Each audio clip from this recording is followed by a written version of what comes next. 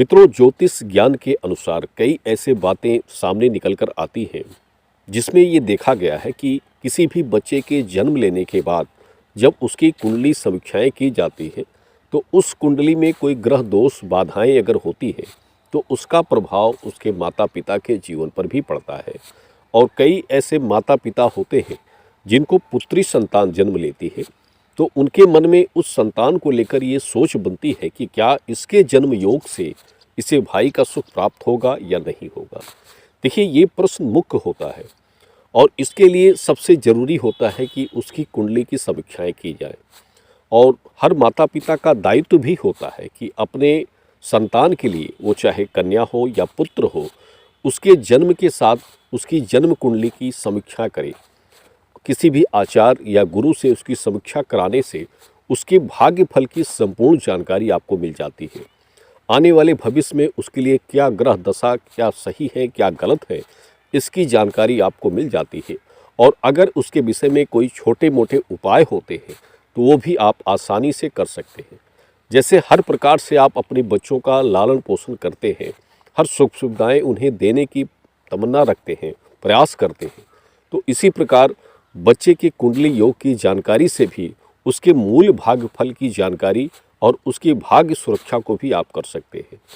देखिए, हमने व्यक्तिगत रूप से कई लोगों को इस संबंध की जानकारियां दी हैं, पुत्र या पुत्री की योग के संबंध की, और ये व्हाट्सएप पर जानकारियां लोग लेते हैं। तो व्हाट्सएप पर भी उनकी कुंडली बनाकर उसकी फ़ोटो हम भेज देते हैं और उसके भाग्य फल की जानकारी भी साथ में देते हैं।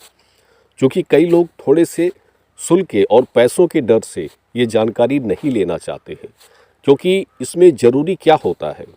देखिए, मुख्य ज़रूरी इसमें ये होता है कि अगर पुत्री आपकी जन्म लेती है और उस पुत्री के लग्न कुंडली में कोई ऐसे ग्रह दोष बाधाएं होते हैं और उसका स्थान अनुचित है, सही नहीं है, तो फिर वो ग्रह दोष बाधा उस पुत्री के जीवन में भाई के सुख को नहीं देने देती है। यानी उस कन्या को भाई का सुख प्राप्त नहीं होता है जब तक कि आप उस संबंध में जो दोष बाधाएं बनती हैं उसका उपाय न करें।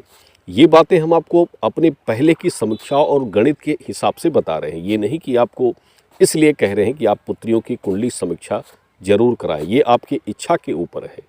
लेकिन जो बात सत्य है वो आपको बता रहे हैं, क्योंकि इसमें देखिए कुछ ऐसे ग्रह होते हैं, उपद्रवी ग्रह जिसे कहते हैं, जो तांडव ग्रह होते हैं, जैसे राहु केतु और शनि एक ऐसे ग्रह होते हैं जो नुकसान और हानि दोनों, नुकसान और फायदे दोनों आपको पहुंचाते हैं।